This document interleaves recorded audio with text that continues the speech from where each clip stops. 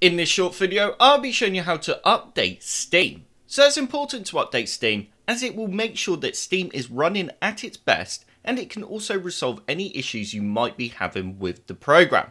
Not only that, but it could also add new features to Steam. So you definitely want to ensure you have the latest version installed on your computer. So we can easily update Steam by launching up the program, and once you have Steam open, you then need to click on Steam in the top left hand corner, the text, and you will then see a check for Steam Client Updates option.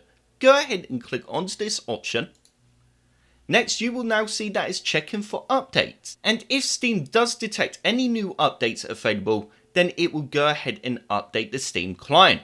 But as you can see, I currently do have the latest version installed, which is all good. So that is it. That is how you simply update Steam. I hope this little short video helped you out and you enjoyed it. If you did like the video, click the like button below, and if you'd like to see more computer sluggish videos, then click that subscribe button.